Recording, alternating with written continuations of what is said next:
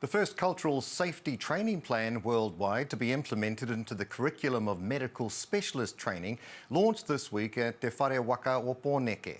Chair of Te Ohu Rata o Aotearoa, Professor David Tipene-Leach, says this is a key move toward achieving equity and the aspiration of Māori reaching full health potential. Professor David Tipene-Leach no Ngāti Kahungunu is with us now. Tēnā koe, Professor Tipene-Leach. Thank you for joining us. Tēnā koe, Neil. Kia ora, kia ora. Now, is this a turning point in New Zealanders' experience with their doctors? I think this is a turning point in New Zealand doctors' experience with Māori patients. We will see in the years to come whether it's a turning point for the patients themselves. What the Medical Council have said, in fact, they said it in 2019, was, guys, you need to make cultural safety a part of the way you work. We then did a survey that said, well, we hadn't done much change in the intervening few years.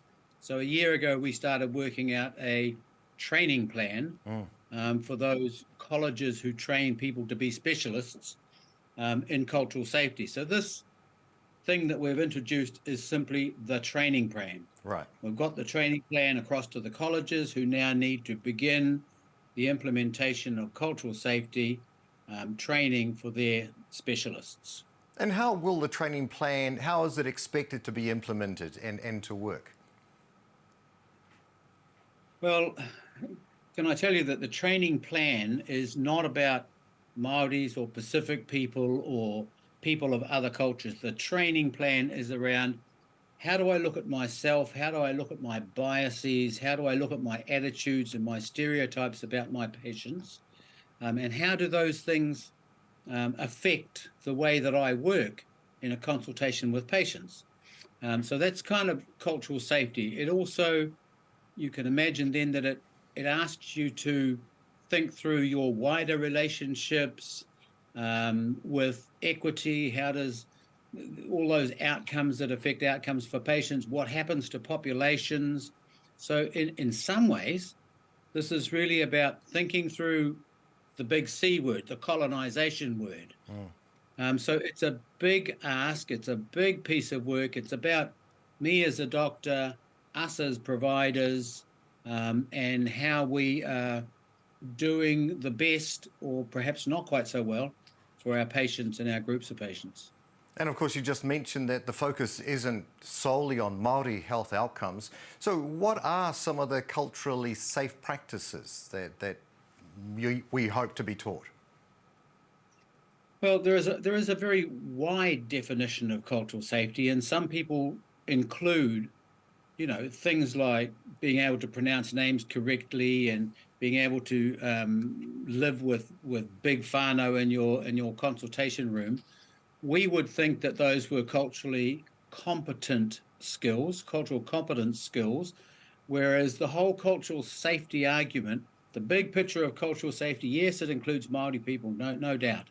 But the big picture of cultural safety is about us. It's about us questioning ourselves, us, for instance, looking at all the outcomes of a particular thing like, did I recommend somebody for a stop smoking program? And then going through and saying, what happened to my Māori patients here? What happened to my non-Māori patients? Oh my gosh, is there a big difference there? Did I not recommend a big proportion of my Māori patients for stop smoking programs? And why? How come I did it like that? So cultural safety is essentially about asking about your own attitudes and your own biases and how they play out in you providing service. So do you feel in some cases this might require some extra training, some retraining? Oh, absolutely. I mean, this is completely new. I have to say that the medical schools do this. So we now have a generation of doctors who are coming out of medical schools for whom cultural safety is ingrained. But, those of us who are getting on in years, we didn't have that. In fact, it's not just those of us who are getting on in years. Until, anybody from the age of 30 upwards who's a medical practitioner will have probably not have come in contact with cultural safety. Okay. It's new. We need to create the training programs. It's not that it's hard. And we recognise that there is a workforce under pressure, and that resources are small. But what we're trying to do here is to put in something that is useful. It might even be fun. It's not threatening. Yeah. It's something we can do this. And why can we do this? Because it's a part of our quality provision of care that we provide for all people. Yeah, it feels like the fear is involved in things like this when people are needing to make changes. But I believe this is a world first. What's the journey been like to even get to this point? Well, I have to say the world first part. Uh, no, let me just go back.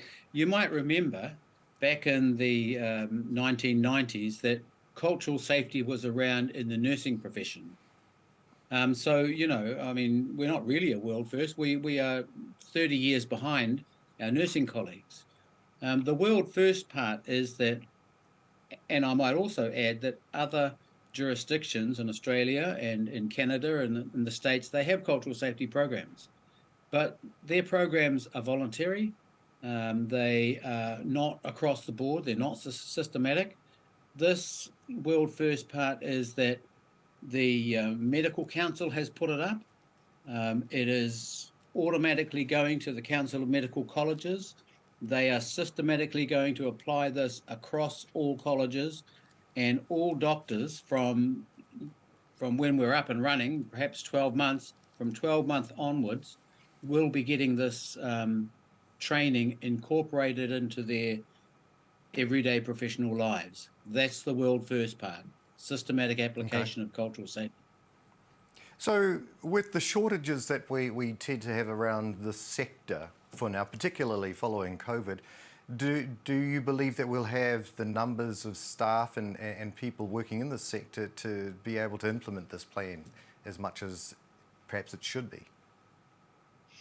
I think that there may possibly be a limiting point around how much stretched services um, can find another place for another think place.